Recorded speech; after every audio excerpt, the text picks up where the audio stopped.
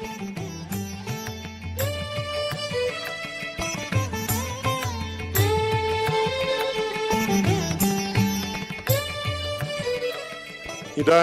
वयं सत्रस्य द्वितीयम् अधिवेशनम् आरभन्तः स्मः।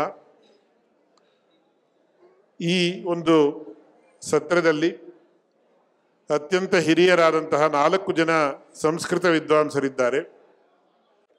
ಮೊದಲಿಗೆ ಅತ್ಯಂತ ಹಿರಿಯ ವಿದ್ವಾಂಸರು, ಸುಧರ್ಮ ಸಂಸ್ಕೃತ ದಿನಪತ್ರಿಕೆಯ ಪ್ರಧಾನ ಸಂಪಾದಕರು ಸುಮಾರು 40 ವರ್ಷಗಳಿಂದ, ಮತ್ತು ಆಶುಕವಿಗಳು ಆದಂತಹ ವಿದ್ವಾಂಸರಾದಂತಹ ಪ್ರೊಫೆಸರ್ ಎಚ್ ವಿ ನಾಗರಾಜರಾವ್ ಅವರು ಇಲ್ಲಿ ಉಪಸ್ಥಿತರಿದ್ದಾರೆ.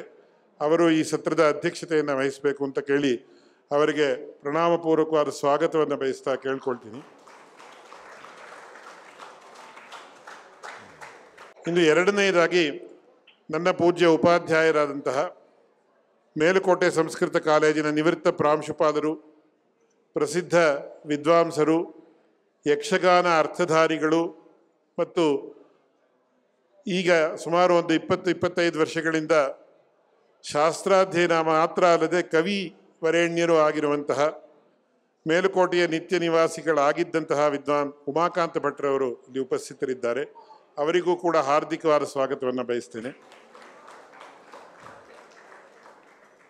हमारे बीच आज उपस्थित हैं मोहनलाल सुखाड़िया यूनिवर्सिटी के senior professor of Sanskrit professor Neeraj Sharma जी।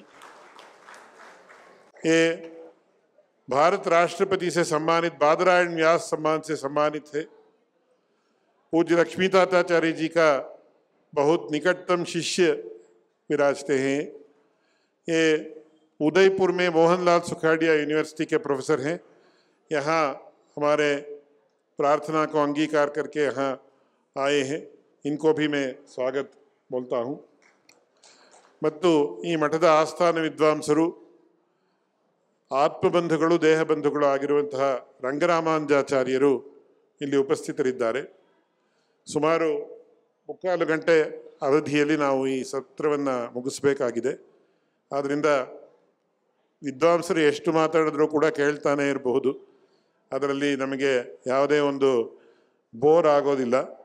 ಆದರೆ ನಾವೆಲ್ಲ ಸಮಯದ ಪರಿಧಿಗೆ ಒಳಪಟ್ಟು ಕೆಲಸ ಮಾಡಬೇಕಾಗಿರೋದ್ರಿಂದ 3/4 ಗಂಟೆಯಲ್ಲಿ ಪ್ರತಿಯೊಬ್ಬ ವಿದ್ವಾಂಸರು ತಮ್ಮ ತಮ್ಮ ಅನಿಸಿಕೆಗಳನ್ನು ಸುಮಾರು 10-12 ನಿಮಿಷದಲ್ಲಿ ಹೇಳಿ ಈ ಸೆಷನ್ನನ್ನು ಸಫಲವಾಗಿ ನಡೆಸ್ಕೊಡ್ಬೇಕು ಅಂತ ಕೇಳ್ಕೊಳ್ತೀನಿ. ಮೊದಲಿಗೆ ವಿದ್ವಾಂಸರಾದಂತಹ ಉಮಾಕಾಂತ ಭಟ್ರವರನ್ನು ನಾನು ಆಹ್ವಾನಿಸ್ತೇನೆ. ದಯವಿಟ್ಟು ಅವರು ತಮ್ಮ ಭಾಷಣವನ್ನು ಮಾಡಬೇಕು. ಯದಿಂದ್ರಿಯಾಣಾಂ ವಿಷಯತ್ವಮೇತಿ ಲೋಕೇಶು ಯತ್ತತ್ವಮತಿ ಇಂದ್ರಿಯಂಚ ಕೃತ್ಸ್ರಸ್ಯ ತಸ್ಯ ಪ್ರತಿಪತ್ತಿ ಹೇತು ವಾಗ್ದೇವತಾ ಸಾ ಮಯಿ ಸನ್ನಿಧತ್ತಾಂ. ಈ ಸತ್ರದ ಅಧ್ಯಕ್ಷ ಸ್ಥಾನವನ್ನು ಅಲಂಕರಿಸಿದಂತಹ ಮಹಾವೈಯಾಕರಣರು, ಶಾಸ್ತ್ರಾಧ್ಯಯನ ಸಂಪನ್ನರು ಆದಂತಹ ಸುಕವಿಗಳಾದಂತಹ ಡಾಕ್ಟರ್ ಎಚ್ ವಿ ನಾಗರಾಜರಾವ್ ಅವರೇ, ಪ್ರೊಫೆಸರ್ ನೀರಜ್ ಶರ್ಮಾರವರೇ,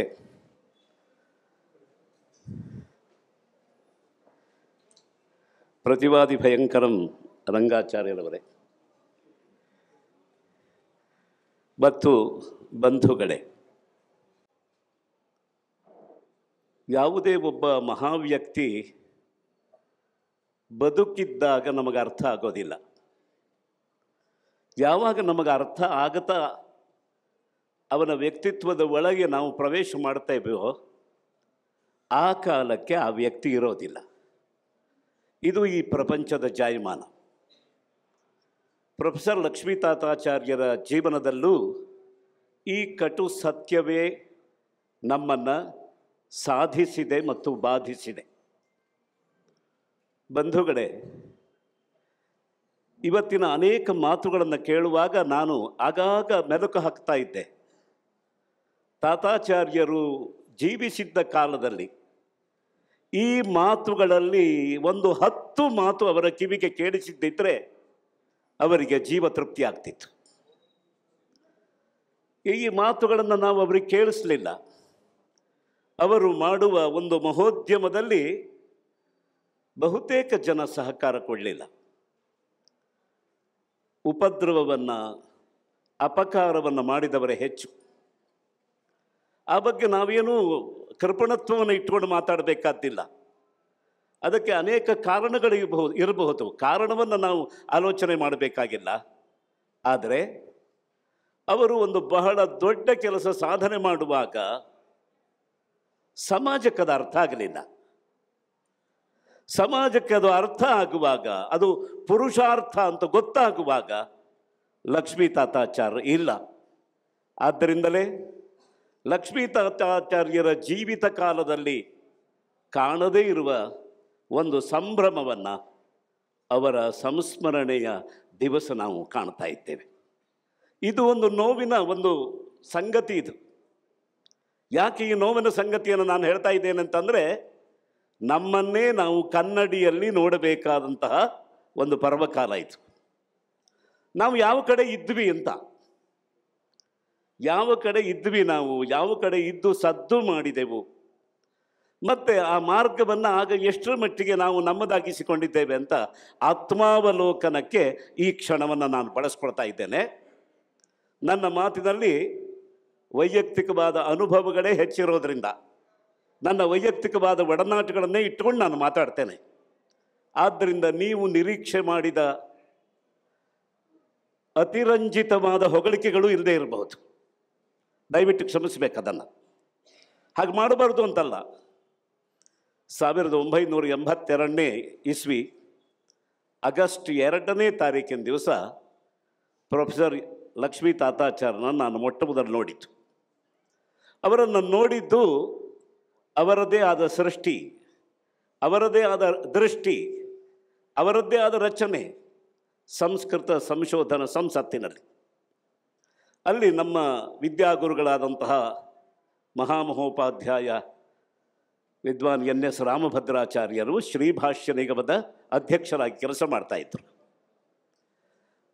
ನಮ್ಮ ವಿದ್ಯಾಗುರುಗಳಾದ್ದರಿಂದ ಅವರನ್ನು ನೋಡಿ ಆಶೀರ್ವಾದ ಪಡಿಬೇಕು ಅಂತ ನಾನು ಅಲ್ಲಿಗೆ ಹೋದೆ. ಮಾತಾಡ್ತಾ ಇರುವಾಗ ಲಕ್ಷ್ಮೀ ತಾತಾಚಾರ್ಯರು ಬಂದರು. ಯಾರು ನಿಮ್ಮ ವಿದ್ಯಾರ್ಥಿಗಳ ಅಂತ ಕೇಳಿದರು. ನಾವು 3-4 ಜನ ವಿದ್ಯಾರ್ಥಿಗಳಿದ್ವಿ. ಹೌದು ಅಂತ ಹೇಳಿ ತಮ್ಮ ಸ್ಟಾಫ್ ರೂಮ್ನಲ್ಲಿ, ಆಫೀಸ್ ರೂಮಿಗೆ ನಮ್ಮನ್ನು ಕರೆಸ್ಕೊಂಡು ನಮ್ಮ ಗುರುಗಳನ್ನೂ ಜೊತೆಯಲ್ಲಿ ಇಟ್ಟುಕೊಂಡು ಮಾತುಕತೆಗೆ ತೊಡಗಿದರು. ಮೊದಲನೇ ದಿವಸ ಅವರು ಆಡಿದ ಮಾತುಗಳು ನನಗೆ ಈಗಲೂ ನೆನಪಿದೆ. ನಾವಷ್ಟೇ ಆಗ ವಿದ್ವತ್ತಾಗಿತ್ತು ನನಗೆ.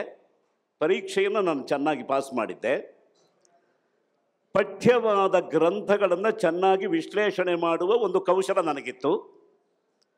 ಅದಿದ್ದ ಮಾತ್ರಕ್ಕೆ ನಮಗೇನೊಂದು ಭಾವನೆ ಇರ್ತದೆ ಅಂದರೆ, ನಾವು ಒಳ್ಳೆ ವಿದ್ವಾಂಸರು ಅಂತ ನಮಗೆ ಅನಿಸ್ಬಿಡ್ತದೆ.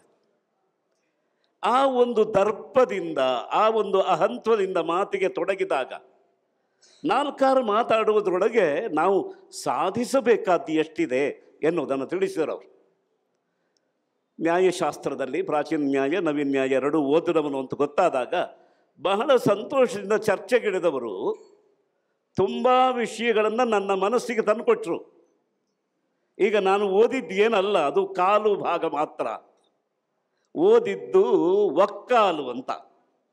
ಆಗ ನಾನು ನಿಂತದ್ದು ಒಕ್ಕಾಲಿನ ಮೇಲೆ, ಮುಕ್ಕಾಲು ಸಾಧಿಸುವ ಆಗಿರಲಿಲ್ಲ. ಓದಿದ್ದು ಒಕ್ಕಾಲು, ನಾನು ನಿಂತು ಮಾತಾಡಿದ್ದು ಒಕ್ಕಾಲಾಗಿತ್ತು.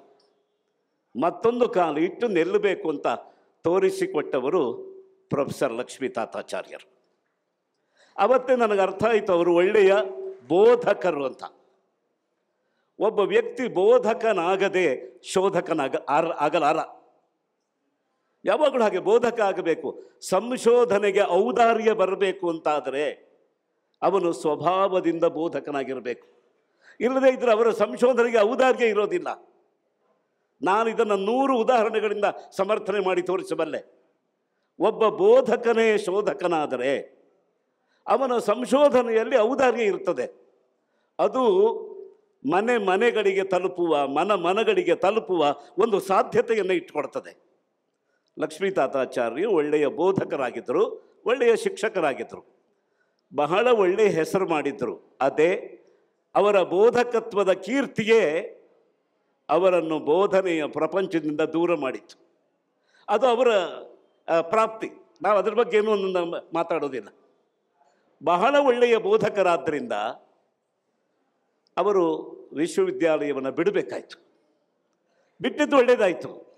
ಯಾಕೆ ಒಳ್ಳೆಯದಾಯಿತು ಅಂತ ಕೇಳಿದರೆ, ಲಕ್ಷ್ಮೀ ತಾತಾಚಾರ್ಯರಿಗೆ ಕೆಲಸ ಮಾಡುವುದಕ್ಕೆ ವಿಶ್ವವಿದ್ಯಾಲಯ ಬೇಡ. ಯಾಕೆ ಅಂತಂದರೆ ಅವರೇ ಒಂದು ವಿಶ್ವವಿದ್ಯಾಲಯ, ತಾನೇ ಒಂದು ಸಂಸ್ಥೆಯಾಗಿ, ತಾನೇ ಒಂದು ವಿದ್ಯಾಲಯವಾಗಿ, ತಾನೇ ಒಂದು ವಿಶ್ವವಿದ್ಯಾಲಯವಾಗಿ ಬೆಳೆದ ವ್ಯಕ್ತಿತ್ವಕ್ಕೆ ಯಾವುದೇ ವಿಶ್ವವಿದ್ಯಾಲಯ ಅದು ಒಂದು ಮಿತಿಯಾಗುತ್ತದೆ, ಅದೊಂದು ಸೀಮಿತವಾದ ಅವಕಾಶ ಆಗ್ತದೆ. ಅಸೀಮವಾದ ವ್ಯಕ್ತಿತ್ವಕ್ಕೆ ಒಂದು ಸಂಸ್ಥೆಯ ಸೀಮೆ ಸಲ್ಲದು ಅಂತ ಅವರು ತೋರಿಸಿದರು. ಹಾಗಾಗಿ ತಾನು ಸ್ವತಂತ್ರವಾಗಿ ನಡೆಯೋದಕ್ಕೆ ಒಂದು ಸಂಸ್ಥೆಯನ್ನು ಕಟ್ಟಿದರು. 2ನೇ ತಾರೀಕಿನ ನಮ್ಮ ಒಂದು ಭೇಟಿ ಮಾತುಕತೆ ಸಂಸ್ಕೃತ ಸಂಶೋಧನಾ ಸಂಸತ್ತಿಗೆ ನಾನೊಬ್ಬ ಉದ್ಯೋಗಿಯಾಗಿ ಬರೋದಕ್ಕೆ ಅವಕಾಶವನ್ನು ಮಾಡಿಕೊಡ್ತು. ನಮ್ಮ ಗುರುಗಳಲ್ಲಿ ಹೇಳಿದರು ಅವರು ಉಮಾಕಾಂತ ಭಟ್ರು ಒಳ್ಳೆಯ ವ್ಯುತ್ಪನ್ನರಾಗಿ ಕಾಣುತ್ತಾರೆ, ಮನಸ್ಸಿದ್ರೆ ಬಂದು ಇಲ್ಲಿ ಕೆಲಸ ಮಾಡಬಹುದು ಅಂತ ಹೇಳಿ ಕಳಿಸಿದರು. ನಾನು ಉದ್ಯೋಗಾನ್ವೇಷಿಯಾಗಿದ್ದಾಗ ಉದ್ಯೋಗ ನನ್ನನ್ನು ಕೈ ಮಾಡಿ ಕರೆದಿತ್ತು. ನಾನು ಹೋಗಿ ಸೇರುವುದಕ್ಕೆ 15 ದಿವಸಗಳ ಅವಕಾಶ ತಗೊಂಡೆ. ಅವರಿಗೆ ಆಶ್ಚರ್ಯ ಆಯಿತು, ಏನು ಇಂತಹ ಒಂದು ಉದ್ಯೋಗ ಕೈ ಮಾಡಿ ಕರೆಯುವಾಗ ಇವನು ವಿಳಂಬಿಸ್ತಾನಲ್ಲ ಅಂತ. ಆದರೆ ಆ ವಿಳಂಬ ನನಗೆ ಸಾಕಷ್ಟು ಅನುಕೂಲವನ್ನು ಮಾಡಿಕೊಡ್ತು. ಸಂಸ್ಕೃತ ಸಂಶೋಧನಾ ಸಂಸತ್ತಿನಲ್ಲಿ ಲಕ್ಷ್ಮೀ ತಾತಾಚಾರ್ಯರ ಮಾರ್ಗದರ್ಶನದಲ್ಲಿ ನಾನು 2.5 ವರ್ಷ ಕಾರ್ಯವನ್ನು ನಿರ್ವಾಹ ಮಾಡಿದ್ದೇನೆ. ಬೇರೆ ಬೇರೆ ನಿಗಮಗಳಲ್ಲಿ ಶ್ರೀಭಾಷ್ಯ ನಿಗಮ, ವಿಶಿಷ್ಟಾದ್ವೈತ ಕೋಶ ನಿಗಮ, ಉಪನಿಷದ್ ಭಾಷ್ಯ ನಿಗಮ, ಬಿಬ್ಲಿಯೋಗ್ರಫಿ ಅಂದರೆ ಗ್ರಂಥಸೂಚಿ ನಿಗಮ. ಯಾಕೆ ಈ ವಿಷಯವನ್ನು ನಾನು ಲಂಬಿಸ್ತೇನೆ ಅಂತಂದರೆ, ಲಕ್ಷ್ಮೀ ತಾತಾಚಾರ್ಯರ ಸಂಶೋಧನೆಯಲ್ಲಿ 2 ಮುಖಗಳಿವೆ, ನಾವು ಗಮನಿಸಬೇಕಾದದ್ದು. ಈಗ ಬೆಳಗ್ಗಿನ ಉಪೋದ್ಘಾತ ಗೋಷ್ಠಿಯಲ್ಲಿ ಅವರ ಬಹಿರಂಗದ ಸಂಶೋಧನೆಯ ಪ್ರಪಂಚಾನ್ಮುಖಿಯಾದ ಸಂಶೋಧನೆಯನ್ನು ಮಾತ್ರ ಹೇಳಿದರು. ವಿಜ್ಞಾನಿಗಳನ್ನು ಪ್ರೇರಿಸುವ ಸಂಶೋಧನೆ, ಬೇರೆ ಬೇರೆ ತಂತ್ರಶಾಸ್ತ್ರಜ್ಞರು, ಶಿಲ್ಪಿಗಳು, ಅವರಿಗೆ ಪ್ರೇರಕವಾಗುವ ನಮ್ಮ ಭಾರತೀಯ ಜ್ಞಾನ ವಿಜ್ಞಾನಗಳ ಪರಂಪರೆಯನ್ನು ತಲುಪಿಸುವ ದೃಷ್ಟಿಯ ಸಂಶೋಧನೆ ಚರ್ಚೆ ಆಯಿತು. ಆದರೆ ಭಾರತೀಯ ವಿದ್ಯಾಸ್ಥಾನಗಳಲ್ಲಿಯೇ ಒಬ್ಬ ವಿದ್ವಾಂಸ ಮಾಡಬಹುದಾದ ಸಂಶೋಧನೆಗಳೇನಿದೆ ಅದರ ಪರಿಚಯ ಆದದ್ದು ನನಗೆ ಆ 2.5 ವರ್ಷದ ಅವಧಿಯಲ್ಲಿ. ವೈಯಕ್ತಿಕವಾಗಿ ನಾನು ತುಂಬ ವಿನೀತ ವಿಧೇಯನಾದ ವಿದ್ವಾಂಸನಲ್ಲ. ಇದರ ಅರ್ಥ ನಾನು ಯಾರಿಗೂ ಅಪಕಾರ ಮಾಡ್ತೇನೆ, ಉಪದ್ರವ ಕೊಡ್ತೇನೆ ಅಂತಲ್ಲ. ನನಗೆ ಇಷ್ಟ ಇಲ್ಲದೆ ಇದ್ದರೆ ನಾನು ಚರ್ಚೆ ಮಾಡದೆ ಒಪ್ಕೊಳ್ಳೋವ ಅಲ್ಲ. ನನಗೆ ಅದು ಒಪ್ಪಿತ ಅಂತಾದರೆ ಹಗಲು ರಾತ್ರಿ ನಾನು ಕೆಲಸ ಮಾಡ್ತೇನೆ, ಒಪ್ಪದೇ ಇದ್ರೆ ಆಗೋದಿಲ್ಲ ಅಂತ. ಈ ಆರ್ಟಿಫಿಷಿಯಲ್ ಇಂಟೆಲಿಜೆನ್ಸ್ ಬಗ್ಗೆ, ಕಂಪ್ಯೂಟರ್ಗಳಲ್ಲಿ ಸಂಶೋಧನೆ ಮಾಡೋ ಬಗ್ಗೆ ಅಂದಿನಿಂದ ಇವತ್ತಿನವರೆಗೂ ನನಗೆ ಮೂಲಭೂತವಾದಂತಹ ಒಂದು ವಿರೋಧ ಇದೆ. ಅದು ನನ್ನ ಅಭಿಪ್ರಾಯ, ನನ್ನ ಅನುಭವ. ಅದು ಪ್ರಪಂಚ ಎಷ್ಟು ಮುಂದೋಗಲಿ ನನಗದು ಬೇಡ ಅಂತ. ಯಾಕೆ ಅಂತಂದರೆ ನಮ್ಮ ಸಂಶೋಧನೆ ಚೇತನನಿಗೆ ಹೊರತು ಅಚೇತನಕ್ಕಲ್ಲ.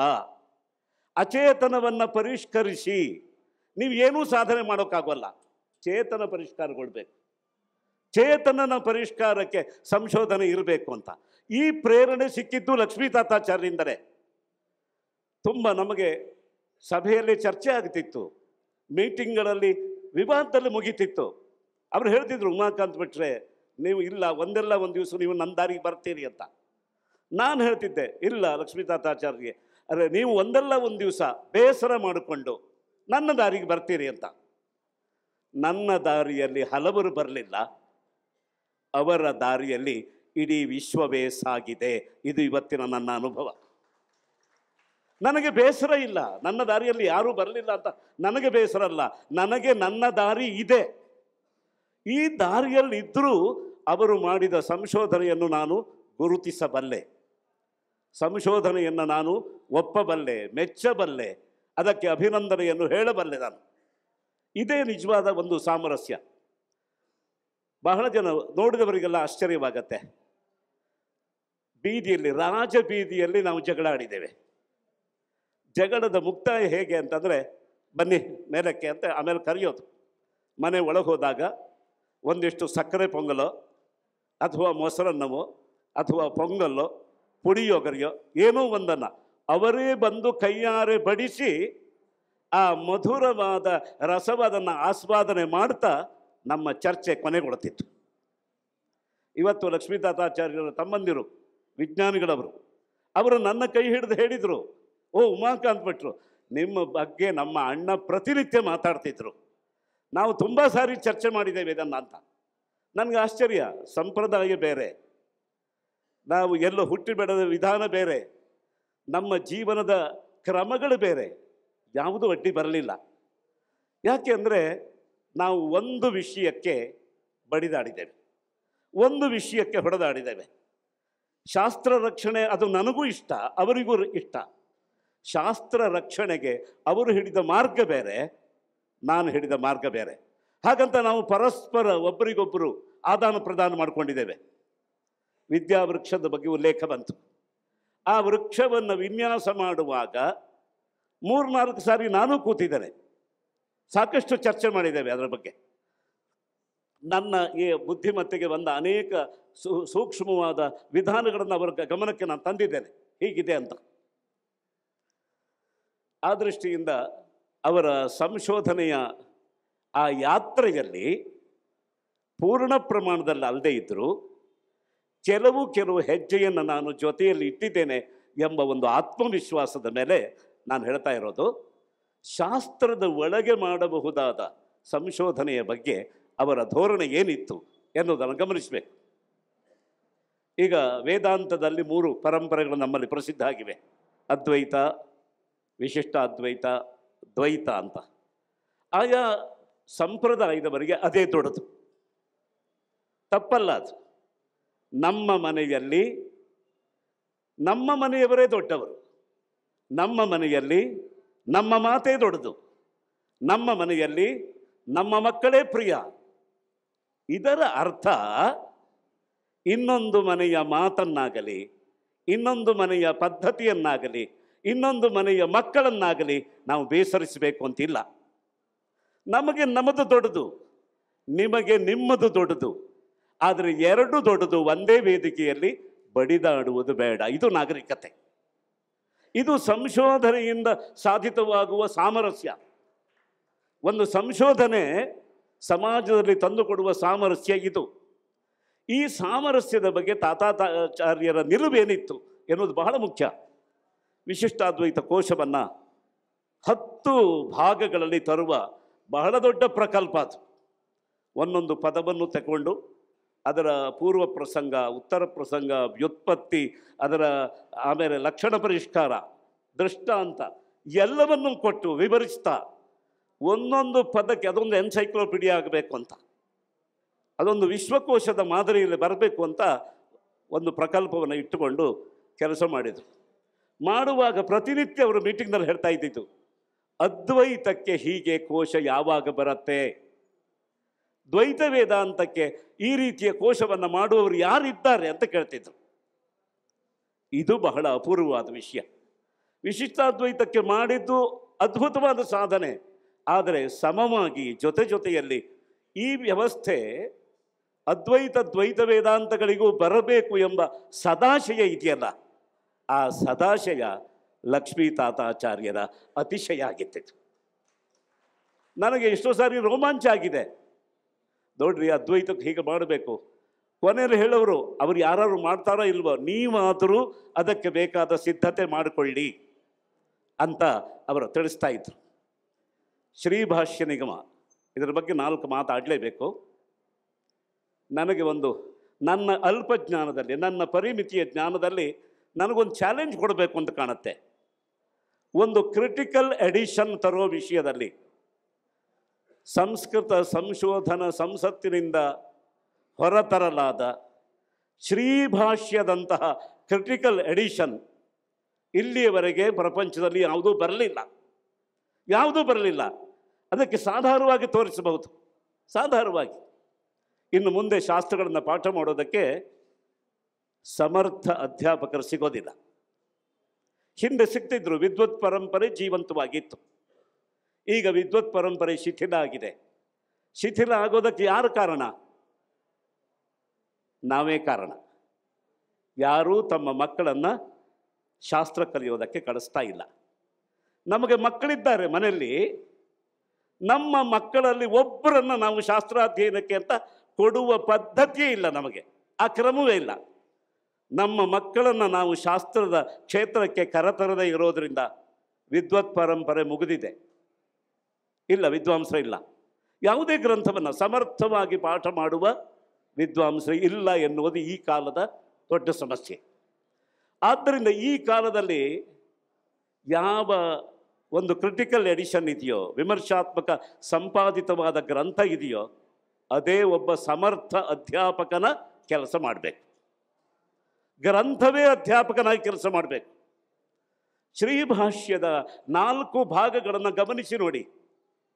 ಗ್ರಂಥವೇ ಅಧ್ಯಾಪಕ ಆಗ್ತದೆ, ಗ್ರಂಥವೇ ವಿದ್ವಾಂಸ ಆಗ್ತದೆ, ಗ್ರಂಥವೇ ಆಚಾರ್ಯ ಆಗ್ತದೆ, ಗ್ರಂಥವೇ ಗುರು ಆಗ್ತದೆ.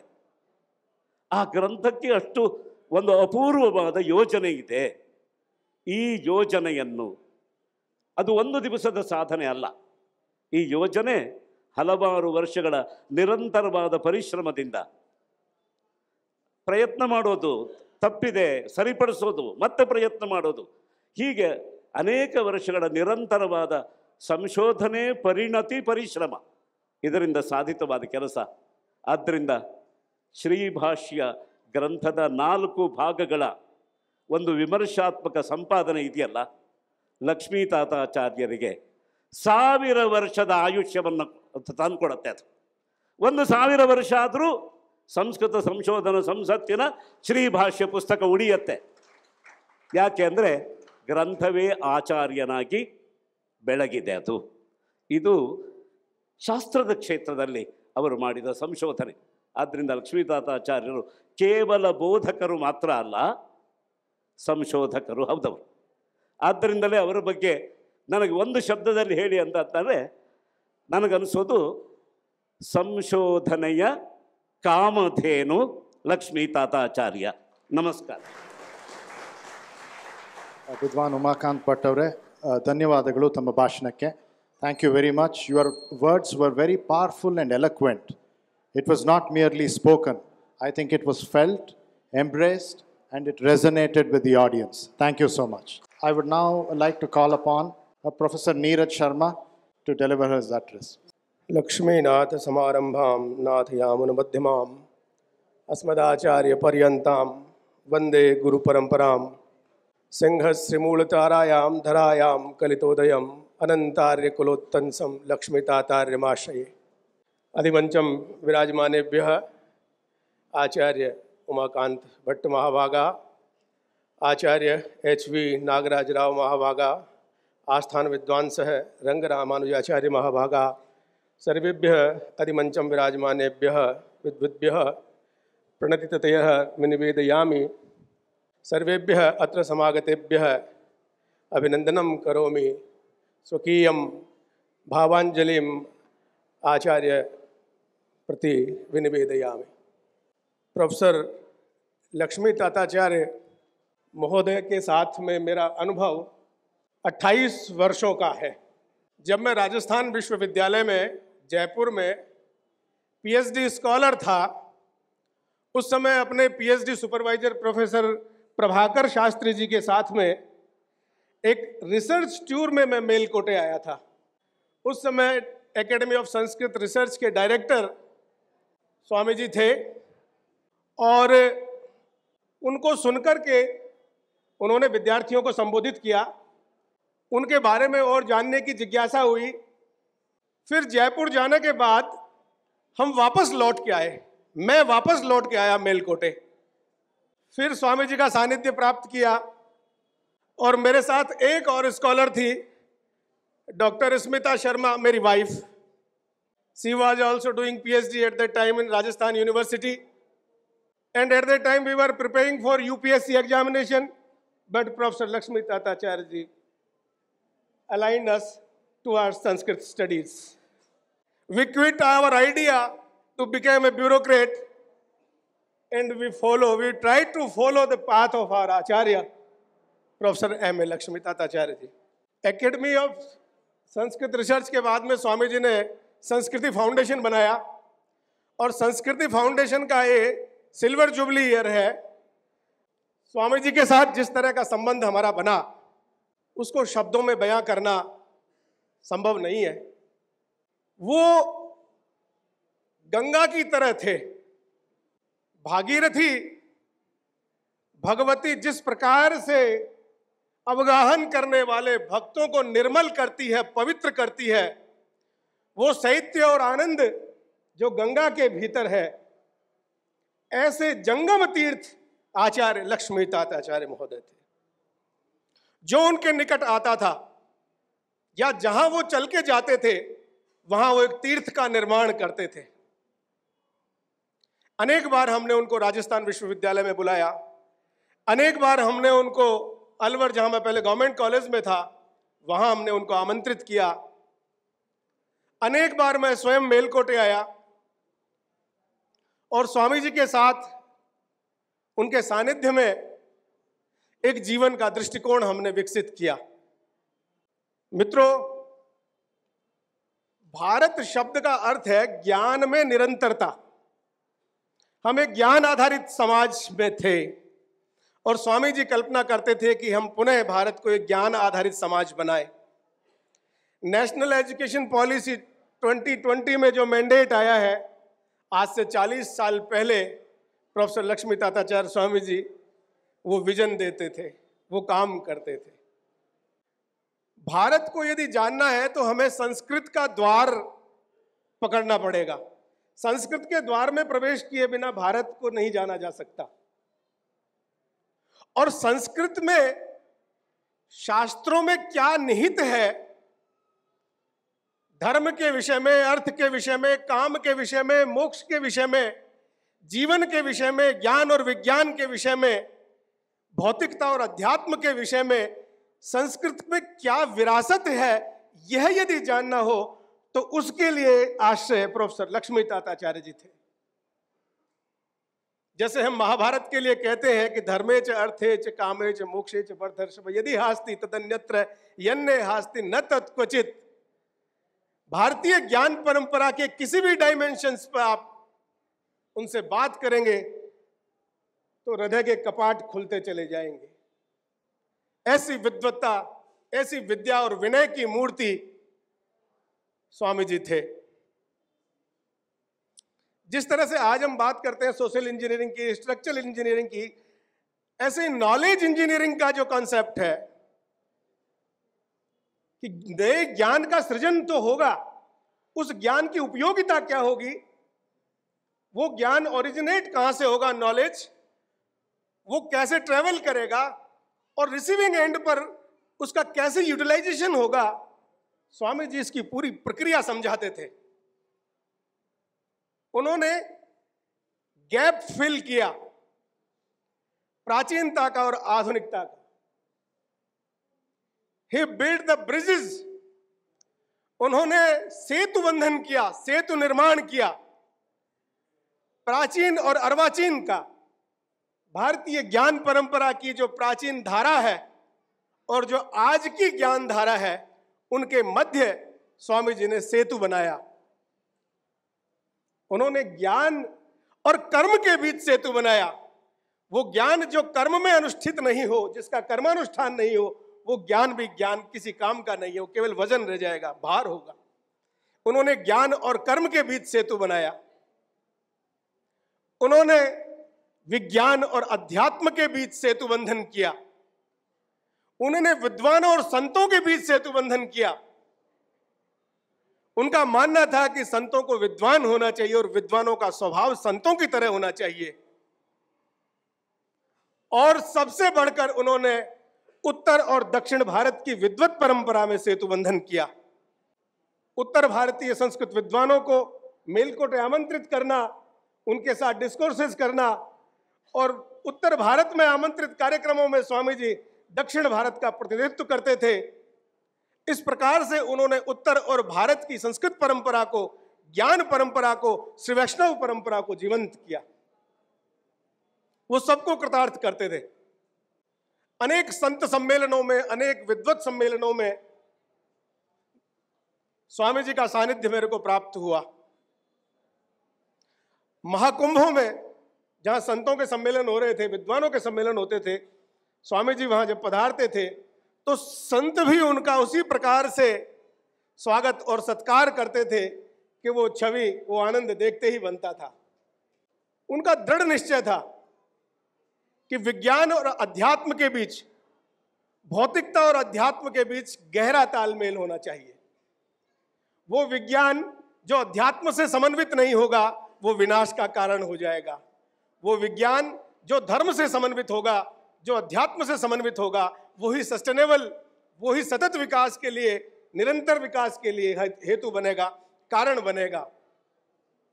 ऋषयो क्रांत दृष्टारः, ऋषयो तत्व दृष्टारः, ऐसे क्रांतदर्शी मनीषी प्रोफेसर M.A. लक्ष्मी ताताचार्य थे। स्वामी जी ने जो काम किए, उन्होंने निरंतर प्रेरित किया।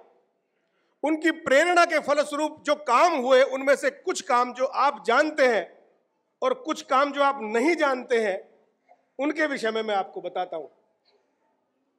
स्वामी जी की प्रेरणा से अलवर में परंपरागत वेद शाखा का एक वेद विद्यालय स्थापित हुआ, जहां पर ऋग्वेद, सामवेद, यजुर्वेद और अथर्ववेद के सस्वर पाठ परंपरा का एक विद्यालय स्थापित हुआ, जो पूरे भारत में एक आदर्श वेद विद्यालय के रूप में वो मान्य है।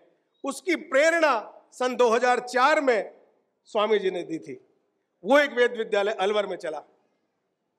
इसके अलावा स्वामी जी की प्रेरणा से जो एकेडमिक फॉर्मेशन हुआ, निम्बाहेड़ा में कल्लाजी वैदिक यूनिवर्सिटी है, चित्तौड़गढ़ में, राजस्थान में ही, उसकी प्रेरणा भी स्वामी जी के द्वारा दी गई। उसका जो एकेडमिक फ्रेमवर्क है वो सारा प्रोफेसर M.A. लक्ष्मी ताताचार्य जी की प्रेरणा से हुआ है। उन्होंने प्राकृतिक और वैदिक कृषि को लेकर के जो काम किया, उस दृष्टिकोण को अपना करके बहुत से एकेडमिक वर्क हमने किए हैं, जो अकादमिक दृष्टि से भी और जो भूमि पर भी, क्योंकि स्वामी जी सॉइल और सोल के कनेक्शन की बात करते थे, उसको इम्प्लीमेंट हमने वहां पर किया है। इसके अलावा स्वामी जी गोवंश के संरक्षण के लिए भी प्रयत्नशील थे। देसी नस्लों के, जो गोवंश की जो देसी नस्लें थी, नागौरी, थारपारकर, राठी वगैरह, उनके संरक्षण की बात थी। तो स्वामी जी की प्रेरणा से अलवर में एक बहुत सुंदर गौशाला का निर्माण हुआ, जहां बहुत सारी देशी गायों की संरक्षण, गोवंश का संरक्षण वहां पर किया जा रहा है। मेरी स्मृतियों में बहुत सारी बातें हैं जिनको कहा जा सकता है, समय की अपनी सीमा है। मुझे कुछ अपने भावाभिव्यक्ति का अवसर आपने दिया, मैं सबका बहुत बहुत आभार करता हूं, कृतज्ञता ज्ञापित करता हूं। धन्यवाद।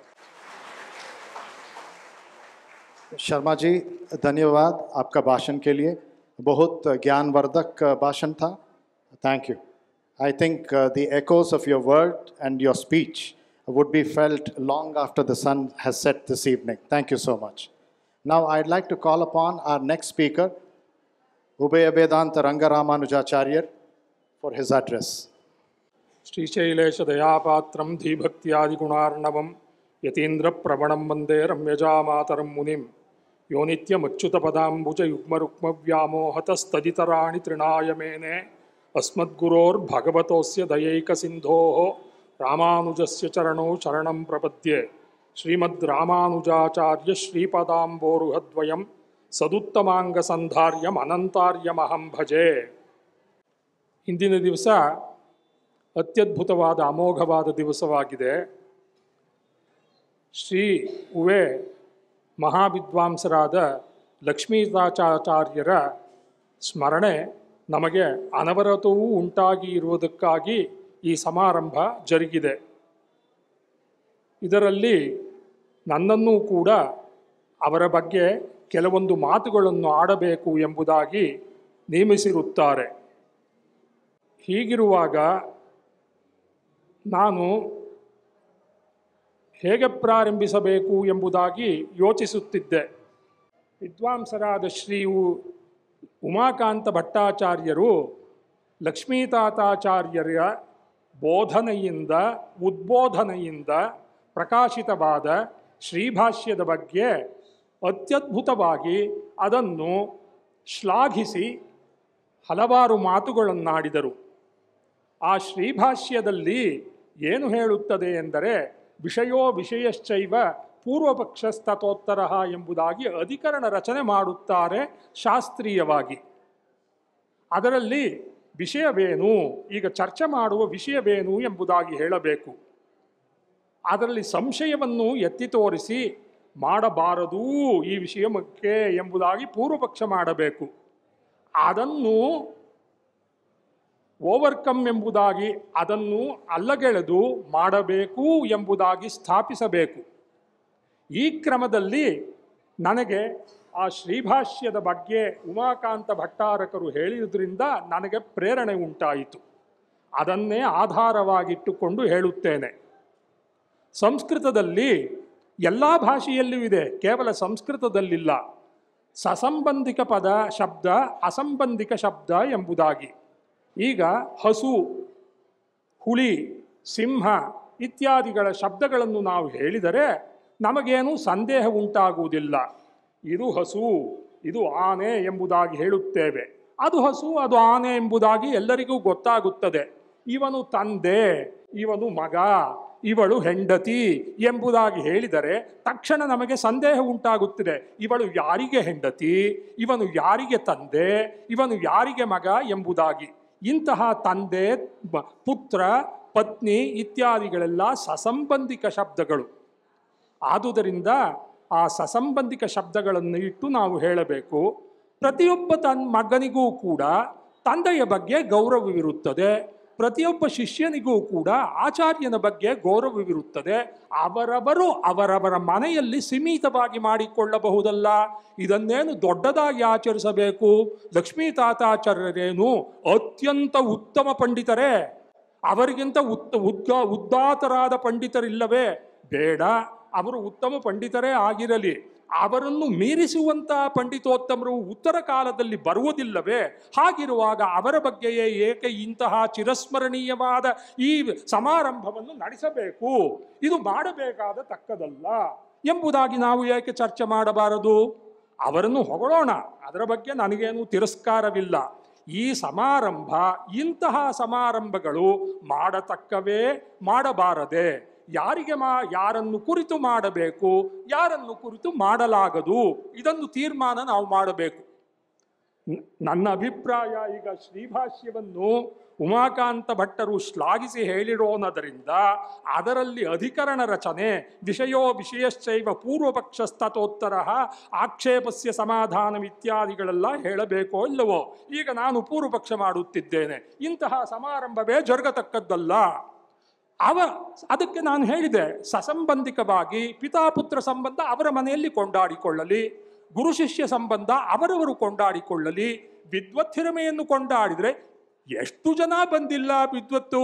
ಹಿಂದಿನಿಂದಲೂ ಇದ್ದಾರೆ, ಈಗಲೂ ಇದ್ದಾರೆ, ಮುಂದಕ್ಕೂ ಬರುತ್ತಾರೆ. ಆ ಸಾಗರ ಪ್ರವಾಹದಲ್ಲಿ, ನದಿ ಪ್ರವಾಹದಲ್ಲಿ, ಸ್ರೋತಸ್ಸಿನಲ್ಲಿ ಒಂದು ಬಿಂದು ಲಕ್ಷ್ಮೀ ತಾತಾಚಾರ್ಯರು, ಅವರ ಬಗ್ಗೆ ಹೇಳುವುದೇನು? ಇದು ಪೂರ್ವಪಕ್ಷ. ಇದಕ್ಕೆ ಸಮಾಧಾನವನ್ನು ನಾನೇ ಹೇಳಬೇಕು. ಬರೀ ಪೂರ್ವಪಕ್ಷವನ್ನು ಹೇಳಿಬಿಟ್ಟು ಹೊರಟೋದ್ರೆ ಅದಲ್ಲ. ಈಗ ಪ್ರಸ್ತುತವಾಗಿ ನಡೆಯುವುದಕ್ಕೆ ನಾವು ಉಪಬ್ರಹ್ಮಣವಾಗಿಯೂ ಕೆಲವು ಮಾತುಗಳನ್ನು ಹಾಡಬೇಕು. ಲಕ್ಷ್ಮೀ ತಾತಾಚಾರ್ಯರ ಅವರ ವ್ಯಕ್ತಿತ್ವ ಹೇಗಿದೆ ಎಂಬುದಕ್ಕೆ ಕೆಲವು ಸುಭಾಷಿತಗಳನ್ನಿಟ್ಟು ನಾನು ನಿರೂಪಣೆ ಮಾಡಲು ಇಚ್ಛಿಸುತ್ತೇನೆ. ಪರಿವರ್ತಿನಿ ಸಂಸಾರೇ ಮೃತ ಕೋವಾನ ಜಾಯತೆ, ಸಜಾತೋ ಯನ ಜಾತೇನ ಯಾತಿ ವಂಶ ಸಮುನ್ನತಿಂ ಎಂಬುದಾಗಿ ಹೇಳುತ್ತಾರೆ. ಜಾತಸ್ಯ ಹಿ ಧ್ರುವೋ ಮೃತ್ಯು ಧ್ರುವಂಜನ್ಮ ಮೃತಸ್ಯ ಚ. ಹುಟ್ಟು ಸಾವು ಮತ್ತೆ ಮತ್ತೆ ಮತ್ತೆ ಬರುತ್ತದೆ. ಪುನರಪಿ ಜನನಂ ಪುನರಪಿ ಮರಣಂ. ಹುಟ್ಟಿದವನಿಗೆ ಸಾವು, ಸತ್ತವನಿಗೆ ತಿರುಗಿ ಜನ್ಮ ಇತ್ಯಾದಿ ಶಾಸ್ತ್ರಗಳೆಲ್ಲ ಹೇಳಿದೆ. ಇಂತಹ ಸಂಸಾರದಲ್ಲಿ, ಸಂಸಾರ ಎಂದರೇನು? ಸೃಗತೌ ಎಂಬುದಾಗಿ, ಹುಟ್ಟು ಸಾವುಗಳ ಚಕ್ರಕ್ಕೆ ಸಂಸಾರ ಎಂಬುದಾಗಿ ಹೆಸರು. ಅದರಲ್ಲಿ ಎಲ್ಲರೂ ಹುಟ್ಟುತ್ತಾರೆ. ಹುಟ್ಟಿದವನೆಲ್ಲವನ್ನೂ ಹುಟ್ಟಿದನು ಎಂಬುದಾಗಿ ಪರಿಗಣಿಸಲಾಗದು. ಸಜಾತಃ ಏನ ಜಾತೇನ ಯಾತಿ ವಂಶಸ್ಸಮುನ್ನತಿಂ. ಅವನ ಕುಲವನ್ನು ಅವನು ಪ್ರಕಾಶಪಡಿಸಿದರೆ ಅವನು ಹುಟ್ಟಿದುದಕ್ಕೆ ಸಾರ್ಥಕ, ಅವನನ್ನು ಹುಟ್ಟಿದವನನ್ನಾಗಿ ನಾವು ಪರಿಗಣಿಸಬಹುದು ಎಂಬುದಾಗಿ ಈ ಶ್ಲೋಕ ಹೇಳುತ್ತದೆ. ಈ ರೀತಿಯಾಗಿ ತಮ್ಮ ಕುಲವನ್ನು ಪ್ರಕಾಶಪಡಿಸುವಂತಹ ಮಹನೀಯರಾಗಿ ಹುಟ್ಟಿದಂಥವರು ಲಕ್ಷ್ಮೀ ತಾತಾಚಾರ್ಯರಾದುದರಿಂದ ಅವರೇ ಹುಟ್ಟಿದವರು ಎಂಬುದಾಗಿ ಹೇಳಬೇಕು. ಅದಲ್ಲದೆ ಯಸ್ಮಿನ್ ಜೀವತಿ ಜೀವಂತಿ ಬಹವಸ್ಸತು ಜೀವತಿ ಕಾಕೋಪಿ ಕಿನ್ನ ಕುರುತೆ ಚಂಚ್ವಾ ಸ್ವೋದರ ಪೂರಣಂ ಎಂಬುದಾಗಿ ಮತ್ತೊಂದು ಸುಭಾಷಿತವಿಂಟು. ಕಾಗೆ ಇದೆಯಲ್ಲ, ಯಾರು ತಾನೇ ಉದರವನ್ನು ಪೋಷಿಸುವುದಿಲ್ಲ, ಉದರ ನಿಮಿತ್ತಂ ಬಹುಕೃತವೇಚಂ ಎಂಬುದಾಗಿ ಭಗವತ್ಪಾದರು ಹೇಳಿರುವಂತೆ ಎಲ್ಲರೂ ಅವರವರ ಕುಕ್ಷಿಂಭರರಾಗಿಯೇ ಇದ್ದೇವೆ, ಯಾರು ತಾನೇ ಇರೋದಿಲ್ಲ. ಅಂದರೆ ಒಬ್ಬ ಜೀವಿಸಿದನು ಆದರೆ ಅವನ ಜೀವಿಕೆಯಿಂದ, ಅವನು ಜೀವಿಸಿರೋಣದರಿಂದ ಹಲವಾರು ಜನರು ಜೀವಿಸುತ್ತಾರಲ್ಲ, ಅಂತಹುನೇ ಜೀವಿಸಿರುವವನು ಎಂಬುದಾಗಿ ಹೇಳುತ್ತದೆ. ಇಲ್ಲದೆ ಹೋದರೆ ಅವನು ಕಾಕಸದೃಶನಾಗಿರುತ್ತಾನೆ, ಕೇವಲ ಕುಕ್ಷಿಂಭರನಾಗಿರುತ್ತಾನೆ ಎಂಬುದಾಗಿ. ಈ ರೀತಿಯಾಗಿ ಆದರ್ಶಪ್ರಾಯರಾಗಿ ತಾವು ಮಾತ್ರ ಜೀವಿಸುವುದಲ್ಲ, ವಿದ್ಯೆಯನ್ನೂ ನಾವು ಸ್ಥಾಪಿಸಬೇಕು. ಆ ವಿದ್ಯೆಯನ್ನು ಪೋಷಿಸುವಂತಹ ಪ್ರಮಾತೃಗಣಗಳನ್ನು ನಾವು ಸ್ಥಾಪಿಸಬೇಕು. ಆ ಪ್ರಮಾಣ ಗ್ರಂಥಗಳೆಲ್ಲವನ್ನೂ ನಾವು ರಕ್ಷಿಸಬೇಕು ಎಂಬುದಾಗಿ ಬದ್ಧಕಂಕಣರಾಗಿದ್ದರಲ್ಲ, ಅವರು ಒಬ್ಬರು ಜೀವಿಸಿರೋಣದರಿಂದ ಅನೇಕ ಜನರ ಜೀವಿಕೆ ಉಂಟಾಯಿತು ಎಂಬುದಲ್ಲ, ಅನೇಕ ಜನರ ಉಜ್ಜೀವನೆ ಉಂಟಾಯಿತು ಎಂಬುದಾಗಿ ಹೇಳಬೇಕು. ಅನಂತರ ಇದರ ಬಗ್ಗೆ ಇವರನ್ನು ನಾವು ಶ್ಲಾಘನೆ ಮಾಡುವಂತಹ ಈ ಸಮಾರಂಭ ನಡೆಸತಕ್ಕದ್ದೇ ಎಂಬುದಾಗಿ ಅದನ್ನು ಸ್ಥಾಪಿಸಬೇಕಲ್ಲ ನಾವು ಉತ್ತರ ಪಕ್ಷವನ್ನು. ಅದಕ್ಕೆ ಭರ್ತೃಹರಿಯಾದವನು ಒಂದು ಉತ್ತಮವಾದ ಶ್ಲೋಕವನ್ನು ನೀತಿ ಶತಕದಲ್ಲಿ ಹೇಳಿದ್ದಾನೆ. ಅದು ಈ ರೀತಿಯಾಗಿದೆ: ಸಂತಪ್ತಾಯಸಿ ಸಂಸ್ಥಿತಸ್ಯ ಪಯಸೋ ನಾಮಾಪಿ ನ ಜ್ಞಾಯತೆ ಮುಕ್ತಾಕಾರತಯ ತದೇವ ನಳಿನಿ ಪತ್ರಸ್ಥಿತಂ ರಾಜತೆ ಸ್ವಾತ್ಯಾಂ ಸಾಗರ ಶುಕ್ತಿ ಮಧ್ಯಪತಿತಂ ತನ್ಮೌಕ್ತಿಕಂಜಾಯತೆ ಪ್ರಾಯೇಣಾಧಮ ಮಧ್ಯಮೋತ್ತಮ ಗುಣ ಸಂಸರ್ಗತೋ ಜಾಯತೆ ಎಂಬುದಾಗಿ ಈ ಶ್ಲೋಕವಿದೆ. ಅತ್ಯಂತ ಉತ್ತಮವಾದ ಶ್ಲೋಕ. ಭರ್ತೃಹರಿಯನ್ನು ಶ್ಲಾಘನೆ ಮಾಡಲು ಕೇವಯಂ ನಾನೆಂತಹವನು, ಅದನ್ನು ನಾನು ಶ್ಲಾಘನೆ ಮಾಡಲು ನಾನು ಅರ್ಹತೆ ಇಲ್ಲ. ಆದರೂ ಕೂಡ ಈ ಶ್ಲೋಕದಲ್ಲಿ ಹೇಳುವಂತಹ ಉತ್ತಮ ಗುಣಗಳು ಲಕ್ಷ್ಮೀ ತಾತಾಚಾರ್ಯರಲ್ಲಿ ಪ್ರಕಾಶಮಾನವಾಗಿದೆ. ಈಗ ವರ್ಷಧಾರೆಯಲ್ಲಿ ಅನೇಕ ಬಿಂದು ಹನಿ ಹನಿ ಹನಿಗಳಾಗಿ ಬೀಳುತ್ತದೆ ಇದೆ. ಆ ಹನಿಯೆಲ್ಲವನ್ನು ನಾವು ಎತ್ತಿ ಇಟ್ಟುಕೊಂಡು ನೋಡಲು ಸಾಧ್ಯವೇ ಇಲ್ಲ. ಆ ಒಂದು ಹನಿಯಾದುದು ಎಲ್ಲಿ ಬಿತ್ತು ಅಂತ ಕೇಳಿದರೆ ಕಾದ ಕಬ್ಬಿಣದ ಮೇಲೆ ಬೀಳುತ್ತದೆ. ಕಾದ ಕಬ್ಬಿಣದ ಮೇಲೆ ಬಿದ್ದದು ತತ್ಕ್ಷಣದಲ್ಲಿಯೇ ಅದು ಹಬೆಯಾಗಿ ಹೊರಟು ಹೋಗುತ್ತದೆ. ಅದರ ಸ್ವರೂಪವೇ ನಮಗೆ ಗೊತ್ತಾಗುವುದಿಲ್ಲ. ಅದೇ ಒಂದು ಪಲಾಶ ಪತ್ರದ ಮೇಲೆ, ಕಮಲದ ಎಲೆಯ ಮೇಲೆ ಬಿದ್ದರೆ ಆ ನೀರಿನ ಬಿಂದು ಇದೆಯಲ್ಲ, ಹಾಗೆ ಮುತ್ತಿನ ರೀತಿಯಲ್ಲಿ ಕಾಣುತ್ತದೆ. ಮುತ್ತೇ ಆಗಲಾರದು, ಅದು ಮುತ್ತು ಎಂಬುದಾಗಿ ನಾವು ಭ್ರಮಿಸಬಹುದಾಗಿದೆ. ಮುಕ್ತಾಕಾರತಯ ತದೇವ ನಳಿನೀ ಪತ್ರಸ್ಥಿತಂ ರಾಜತೆ ಸ್ವಾತ್ಯಾಂ ಸಾಗರ ಶುಕ್ತಿ ಮಧ್ಯಪತಿತಂ ತನ್ಮೌಕ್ತಿಕಂಜಾಯತೆ. ಸಮುದ್ರದಲ್ಲಿ ಬಿದ್ದರೆ ಮುತ್ತಾಗುವುದಿಲ್ಲ, ಅದು ಚಿಪ್ಪಿನಲ್ಲಿ, ಮುತ್ತು ಚಿಪ್ಪಿನಲ್ಲಿ ಬೀಳಬೇಕು. ಕೇವಲ ಮುತ್ತು ಚಿಪ್ಪಿನಲ್ಲಿ ಬಿದ್ದರೂ ಸಾಧ್ಯವಿಲ್ಲ. ಸ್ವಾತಿ ನಕ್ಷತ್ರದಲ್ಲಿನ ಮಳೆಯಲ್ಲಿ ಅದು ಮುತ್ತಿನ ಚಿಪ್ಪಿನಲ್ಲಿ, ಸಮುದ್ರದಲ್ಲಿ ಬಿದ್ದರೆ ಮಾತ್ರ ಅಂತಹ ನೀರಿನ ಬಿಂದು ಮುತ್ತಾಗಿ ಪರಿಣಮಿಸುತ್ತದೆ. ಪ್ರಾಯೇಣ ಅಧಮ ಮಧ್ಯಮೋತ್ತಮ ಗುಣ ಸಂಸರ್ಗತೋ ಜಾಯತೆ ಎಂಬುದಾಗಿ. ಈ ರೀತಿಯಾಗಿ ಪರಿವರ್ತಿನಿ ಸಂಸಾರೇ ಮೃತ ಕೋಪಾನ ಜಾಯತೆ ಕಾಕೋಪಿ ಕಿನ್ನ ಕುರುತೆ ಚಂಚ್ವಾ ಸ್ವೋದರ ಪೂರ್ಣಂ ಎಂಬುದಾಗಿ ವಿಜ್ಞಾಪನೆ ಮಾಡಿದನಲ್ಲ. ಇಂತಹ ಮಾತಾ ಪೂರ್ವರೂಪಂ ಪಿತ ಉತ್ತರ ರೂಪಂ ಎಂಬುದಾಗಿ ಹೇಳಿ ಯೋಷಿತ್ ಪುರುಷ ಸಂಯೋಗದಿಂದ ಉಂಟಾಗುವ ಜನನ ಮರಣ ಚಕ್ರದಲ್ಲಿ ಉತ್ತಮೋತ್ತಮವಾಗಿ ರಾಜಿಸಿದಂತಹವರು ಈ ಮುತ್ತಿನ ಚಿಪ್ಪಿನಲ್ಲಿ ಸ್ವಾತಿ ನಕ್ಷತ್ರದಲ್ಲಿ ಮಳೆಯ ಉತ್ತಮವಾದ ಬಿಂದುವಾದುದು ಬಿದ್ದು ಮುಕ್ತಾಫಲವಾಗಿ ಆದಂತಹ ವ್ಯಕ್ತಿಗಳಲ್ಲಿ ಒಬ್ಬ ಶ್ರೇಷ್ಠರಾದಂತಹ ವ್ಯಕ್ತಿಯಾದವರು ಲಕ್ಷ್ಮೀ ತಾತಾಚಾರ್ಯರೇ ಎಂಬುದರಲ್ಲಿ ಸಂದೇಹವೇ ಇಲ್ಲ. ಸೂಕ್ಷ್ಮೀಭೂಯ ಸ್ವಯಮಪಿ ಪರಾನಂದದ ಚಂದನದ್ರುಹು ಧೇನುರ್ದತ್ತೇ ರಸಮನುದಿನಂ ದತ್ತಘಾಸಾನುರೂಪಂ ಹತ್ವಾ ಮಾತೃಹೃದಯಮಯತೆ ಹಾ ಸ್ವಯಂ ವೃಶ್ಚಿಕಾದಿ ಮೃತ್ವಾಪ್ಯನ್ನಂ ವಮಯತಿ ನೃಣಾಂ ಮಕ್ಷಿಕಾ ಕುಕ್ಷಿಕಾಪಿ ಎಂಬುದಾಗಿ ಉತ್ತಮ ಮಧ್ಯಮರನ್ನು ವಿಶ್ಲೇಷಣೆ ಮಾಡಿ ಅತ್ಯುತ್ತಮವಾದ ಒಂದು ಶ್ಲೋಕವಿದೆ. ಅದೇನೆಂದರೆ ಮೊದಲು ಈ ಶ್ಲೋಕದಲ್ಲಿ ಉತ್ತಮರಿಂದ ಪ್ರಾರಂಭಿಸಿ ಹೇಳಿದ್ದಾರೆ. ನಾನು ವ್ಯುತ್ಕ್ರಮದಲ್ಲಿ ಹೇಳುತ್ತೇನೆ ಅದರ ಅರ್ಥವನ್ನು ವಿವರಿಸುವಾಗ. ಅದೇನೆಂದರೆ, ಅತ್ಯಂತ ನೀಚರಾದವರಿರುತ್ತಾರೆ, ತಾವೂ ಸುಖ ಪಡುವುದಿಲ್ಲ, ತಮ್ಮಿಂದ ಇತರರಿಗೂ ಕೂಡ ಅನೇಕ ತೊಂದರೆಗಳನ್ನೇ ಉಂಟು ಮಾಡುತ್ತಾರೆ. ಇವರು ಅಧಮಾಧಮ ಜನರು. ಇನ್ನೊಬ್ಬರು ಏನು ಮಾಡುತ್ತಾರೆ? ಇನ್ನೊಬ್ಬರಿಗೆ ತೊಂದರೆಯನ್ನು ಕೊಟ್ಟು ತಾವು ಸುಖ ಪಡುತ್ತಾರೆ. ಇವರು ಅಧಮರು. ಮೊದಲೇ ಹೇಳಿದು ತಮಗೂ ಸುಖವಿಲ್ಲ, ಮತ್ತೊಬ್ಬರಿಗೂ ಸುಖವಿಲ್ಲದೆ ಇರುವಂತಹವರು ಅಧಮಾಧಮರು. ಅಧಮರಾದವರು ಹೇಗಿರುತ್ತಾರೆ? ಮತ್ತೊಬ್ಬರಿಗೆ ಕಷ್ಟವನ್ನು ಕೊಟ್ಟು ತಾವು ಸುಖ ಪಡುತ್ತಾರೆ. ಇವರು ಅಧಮರು. ಆಮೇಲೆ ಮಧ್ಯಮರು ಹೇಗಿರುತ್ತಾರೆ ಅಂದರೆ ಅದು ನ್ಯೂಟ್ರಲ್. ಅದು ಯಾರು ಏನು ಮಾಡುವುದಿಲ್ಲ. ನೀನು ನನಗೆ ಮಾಡು, ನಾನು ನಿನಗೆ ಮಾಡುತ್ತೇನೆ. ನಾನು ಅಪಕಾರ ಮಾಡುವುದಿಲ್ಲ. ನೀನು ಮಾಡಿದ ಉಪಕಾರಕ್ಕೆ ಸದೃಶವಾಗಿ ನಾನು ಉಪಕಾರ ಮಾಡುತ್ತೇನೆ ಎಂಬುದು ಮಧ್ಯಮ ವರ್ಗದಲ್ಲಿರುತ್ತೆ. ಇನ್ನೊಬ್ಬರು ತಾವು ಕಷ್ಟಪಟ್ಟರೂ ಕೂಡ ಮತ್ತೆಲ್ಲರಿಗೂ ಕೂಡ ಸೌಖ್ಯವನ್ನು ನೀಡುತ್ತದಲ್ಲ, ಅವರೇ ಉತ್ತಮೋತ್ತಮರಾದವರು. ಉತ್ತಮರಿಗೆ ಯಾವುದು ಉದಾಹರಣೆ ಅಂತ ಹೇಳಿದ್ರೆ, ಸೂಕ್ಷ್ಮೀಭೂಯ ಸ್ವಯಮಪಿ ಪರಾನಂದದ ಚಂದನದ್ರುಹು. ಈ ಚಂದನದ ಕಾಷ್ಠವಿರುತ್ತಲ್ಲ, ತೇಯ್ದು ತೇಯ್ದು ತೇಯ್ದು ತೇಯ್ದು ತಾನು ಸೆಬೆದು ಹೋಗುತ್ತದೆ. ಆದರೆ ತನ್ನ ಪರಿಮಳವಾದ ಸೌರಭ ಭರಿತವಾದ ಚಂದನವನ್ನು ಮತ್ತೆಲ್ಲರಿಗೂ ಕೊಟ್ಟು ಚಿದು ಆಹ್ಲಾದನೆ ಎಂಬುದಾಗಿ ಎಲ್ಲರನ್ನೂ ಸಂತೋಷಪಡಿಸುತ್ತದೆ. ಇಂತಹ ವ್ಯಕ್ತಿ ಲಕ್ಷ್ಮೀ ತಾತಾಚಾರ್ಯರಾದುದರಿಂದ ಅವರ ಸಮಾರಂಭವನ್ನು ನಾವು ಮಾಡಿಯೇ ತೀರಬೇಕಾದುದು ನಮ್ಮ ಕರ್ತವ್ಯವಾಗುತ್ತದೆ. ಮಧ್ಯಮ ವರ್ಗದವರು ಹೇಗಿರುತ್ತಾರೆ ಅಂದರೆ, ಧೇನುರ್ದತ್ತೆ ರಸಮನುದಿನಂ ದತ್ತ ಘಾಸ. ಎಷ್ಟು ಹುಲ್ಲು ಹಾಕಿದರೆ ಅದಕ್ಕೆ ತಕ್ಕ ಹಾಗೆ ಹಾಲು ಕೊಡುತ್ತದೆ, ಹೆಚ್ಚು ಆಹಾರ ಹಾಕಿದರೆ ಹೆಚ್ಚು ಕರು ಕೊಡುತ್ತದೆ. ಇವರು ಗೋಶಾಲೆಯನ್ನು ರಕ್ಷಿಸುತ್ತಿದ್ದರಲ್ಲ, ಅದು ಆ ಉತ್ತಮೋತ್ತಮವಾದ ಗೋವೆನ್ನುವುದೇ ಮಧ್ಯಮ ವ್ಯಕ್ತಿಯಾಯಿತು. ಈ ಲಕ್ಷ್ಮೀ ತಾತಾಚಾರ್ಯರಿಗೆ ಹೋಲಿಕೆ ಮಾಡಿದರೆ ಚಂದನ ಕಾಷ್ಟದಂತಿರುವಂತಹ ಲಕ್ಷ್ಮೀ ತಾತಾಚಾರ್ಯರು ಉತ್ತಮೋತ್ತಮ ಗುಣದಲ್ಲಿ ಸೇರುವಂತಹ ಮಹಾನ್ ವ್ಯಕ್ತಿಯಾಗುತ್ತಾರೆ. ಆದರೆ ಇದೇ ಕಾಲದಲ್ಲಿ ಅವರೊಂದಿಗೆಯೇ ಇನ್ನೂ ಎಲ್ಲರೂ ಕೂಡ ಇರುತ್ತಿದ್ದಾರಲ್ಲ, ಅವರ ಮಾತುಗಳೆಲ್ಲ ನಾವು ಹೇಳಬಾರದು. ಆದರೆ ಈ ಶ್ಲೋಕದಲ್ಲಿ ಇರುವ ವಿಷಯವನ್ನು ನಾನು ಹೇಳುತ್ತೇನೆ. ಈ ಚೇಳು ಮುಂತಾದಂತಹ ಕ್ರಿಮಿಕೀಟಗಳಿರುತ್ತಲ್ಲ, ಅದು ಹುಟ್ಟುವಾಗಲೇ ತಮ್ಮ ತಾಯಿಯನ್ನು ಸಾಯಿಸುತ್ತಾ ಹುಟ್ಟುತ್ತದೆ. ತಾನು ಜೀವಿಸಬೇಕಾದರೆ ತನಗೆ ಜೀವನವನ್ನು ಕೊಟ್ಟಂತಹ ತನ್ನ ತಾಯಿಯನ್ನೇ ಅದು ಸಾಯಿಸುವಂತಹ ವ್ಯಕ್ತಿಯೂ ಇರುತ್ತದೆ. ಹೀಗಿರುವಾಗ ಈ ತಾವೂ ಸಾಯಿತು ಮತ್ತವರಿಗೂ ಕಷ್ಟ ಕೊಡುವಂತಹ ಸೊಳ್ಳೆ ಮುಂತಾದವು ಇರ್ತದೆ. ಇಂತಹದಲ್ಲಿ ಉತ್ತಮೋತ್ತಮ ವ್ಯಕ್ತಿಗಳಾದಂತಹ ಈ ಲಕ್ಷ್ಮೀ ತಾತಾಚಾರ್ಯರ ಈ ಸಮಾರಂಭದಿಂದ ನಾವೆಲ್ಲರೂ ಕೂಡ ಅವರಿಗೆ ಧನ್ಯತೆಯನ್ನು ಸಮರ್ಪಿಸುವಂತರಿಂದ ಈ ಒಂದು ಎರಡು ಮಾತುಗಳನ್ನು ಹೇಳೋಣದ್ರಿಂದ ನನ್ನ ಜನ್ಮವು ಸಾರ್ಥಕವಾಯಿತು ಎಂಬುದಾಗಿ ತಿಳಿಯುತ್ತೇನೆ. ಶ್ರೀಮತೆ ರಾಮಾನುಜಾಯ. Swami, thank you very much. Your speech has always been very impactful, very strong. Now I would like to call upon the chairperson of this particular session, Vidwan Nagaraj Rao. Apina dugdheva kavidogdhrubhiranvaham hridinas sannidhattam sa suktidhenus saraswati. Sarvebhyo namaha. Etavat paryantam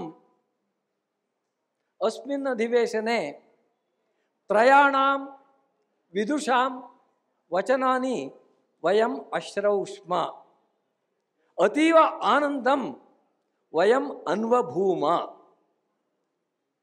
ತೇಷಾಂ ವಿಷಯೇ ಲಕ್ಷ್ಮೀತಾತಾಚಾರ್ಯಾಣಾಂ ವಿಷಯೇ ದ್ವಿತ್ರಾಣಿ ವಾಕ್ಯಾನಿ ವದಾಮಿ.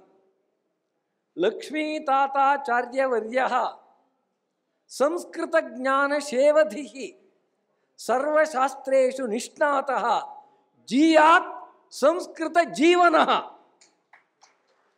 ಬೋಧನೆ ಶೋಧನೆ ಯಸ್ಯ ಶ್ರದ್ಧಾಸೀತ್ ನ ಪುನರ್ಧನೆ. ಶೋಧನೆ ಬೋಧನೆ ಯಸ್ಯ ಶ್ರದ್ಧಾಸೀತ್ ನ ಪುನರ್ಧನೆ. ಆರಾಧನೆ ಯಸ್ಯ ನಿಷ್ಠಾ ತಂ ಶಾಂತಿ ಧನಮಾಶ್ರಯೇ. ಪ್ರಾಚೀನಂಚ ನವೀನಂಚ ಶ್ರೇಷ್ಠಂ ಯದ್ಯತ್ ಭುವಿ ಈಕ್ಷತೆ ತಯೋ ಸೇತುರ್ಭವೇದ್ ಧೀಮಾನ್ ಲಕ್ಷ್ಮೀ ತಾತಾರ್ಯ ಪಂಡಿತ. ಅದ್ಯ ಯೇ ವಿದ್ವಾಂಸಃ ಅತ್ರ ಅಭಾಷಿಷತ ತದ್ವಿಷಯೇ ಏಕಂ ವಾಕ್ಯಂ ವದಾಮಿ. ವಿದ್ವದ್ವರ್ಯಂ ಉಮಾಕಾಂತಂ ವಾಗ್ಮಿವರ್ಯಂ ನಮಾಮ್ಯಹಂ. ಲಕ್ಷ್ಮೀ ತಾತಾರ್ಯ ಕಾರ್ಯಾಣಿ ಯೋವೋಚತ್ श्लक्ष्णभाषया। विद्वान् नीरज शर्मा असौ प्रोक्तवान् राष्ट्रभाषया। अभिनन्दामि तद्वाचं सर्वलोकप्रियं प्रियां शुभाम्।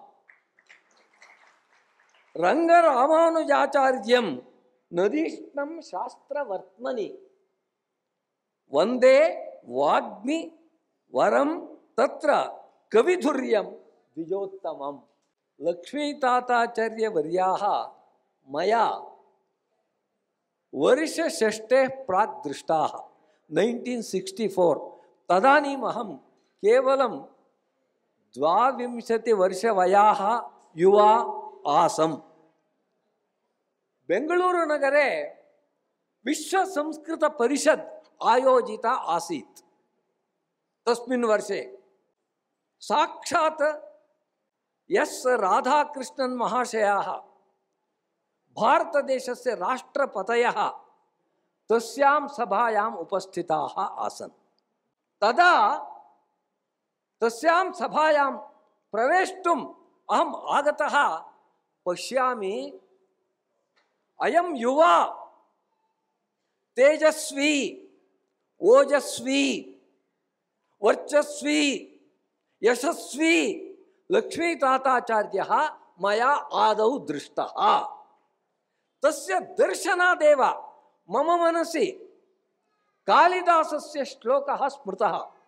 व्यूढोरस्को वृषस्कन्धः शालप्रांशुः महाभुजः आत्मकर्मक्षमं देहं ब्राह्मो धर्म इवाश्रितः। एकं पदं मया व्यत्यस्तं कृतं। क्षात्रो धर्म इवाश्रितः इति कालिदासेन उक्तं। मया तदानीं चिन्तितं ब्राह्मं धर्मं रक्षितुम् अयम् अत्र उपस्थितः इति। तादृशं तेजः तस्य मुखे तदा आसीत्। तदा परिचयः जातः। दिने दिने सत्पुरुषाणां परिचयः दीर्घतरः भवति।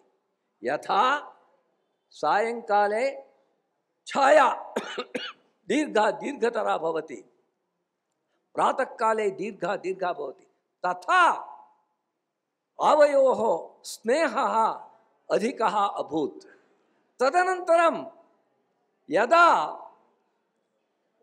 मेलुकोटे नगरं पूर्वमपि अहम् अद्राक्षं, तत्र केवलं कान्तारभूमिरिव यत् स्थलमासीत् तस्मिन् स्थले नूतनां संसदमेव आरब्धुं कृतनिश्चयः अयं महानुभावः।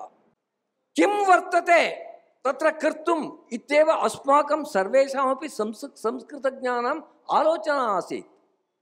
किन्तु महात्मनां कार्यसिद्धिः तेषां निष्ठया भवति, न तु उपकरणैः।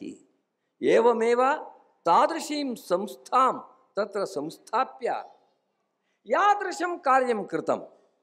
भारतवर्षे अन्यत् तादृशं भवन्तः दर्शयन्तु। एकः मनुष्यः, एका व्यक्तिः निश्चयं कृत्वा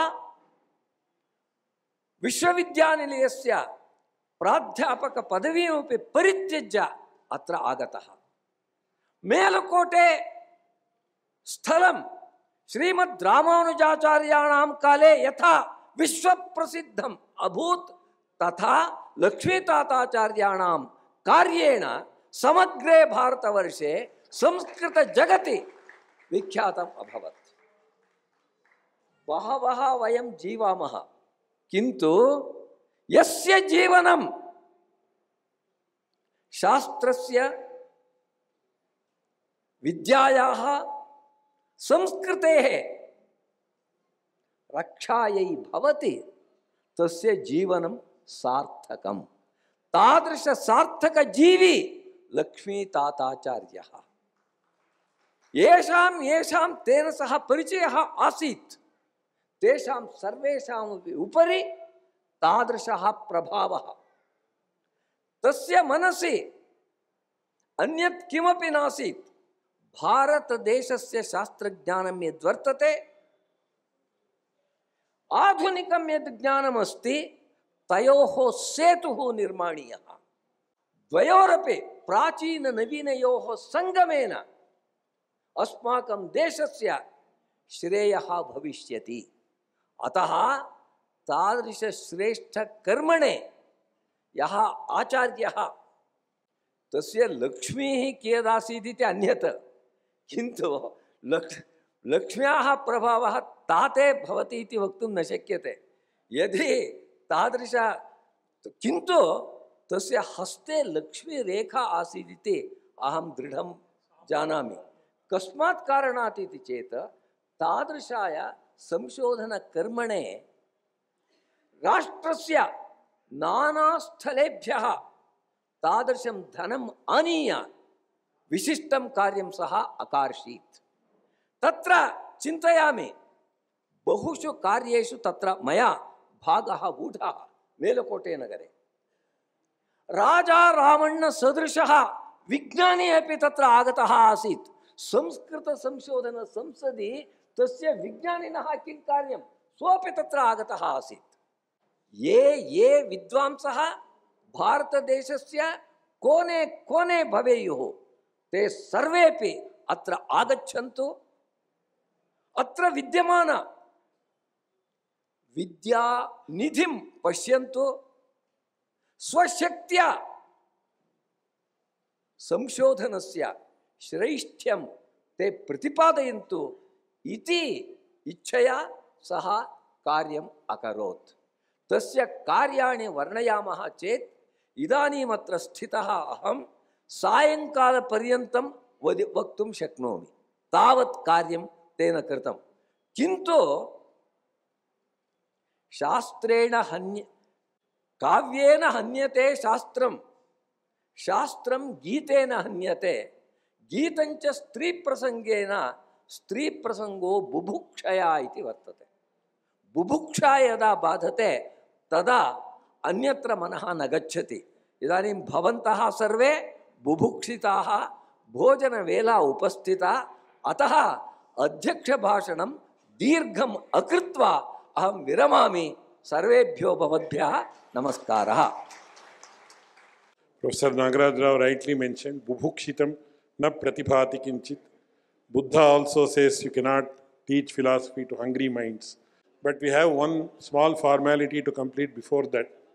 And that is the launch of the Samskriti mobile app, which we are launching today. So all those who have Android phones can easily download it right away from the Google Play Store. Of course, those who are using iPhones, they will have to wait for some more time. So I now request Sri Vamshi Krishna ji to kindly come on stage and get this formality done in few moments.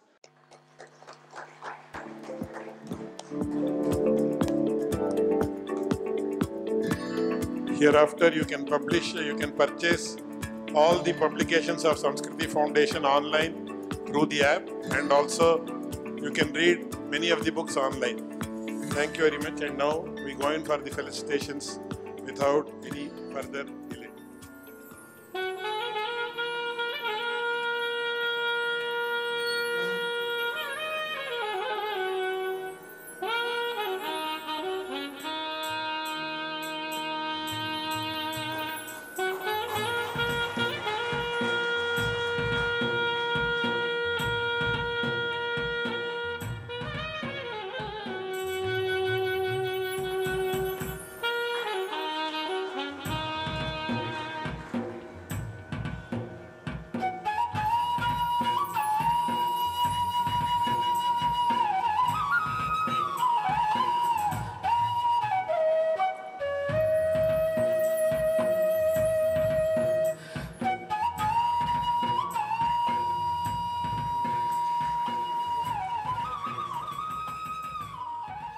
शतेषु जायते शूरः सहस्रेषु च पंडितः वक्ता दशसहस्रेषु श्रोता भवति वा न वा.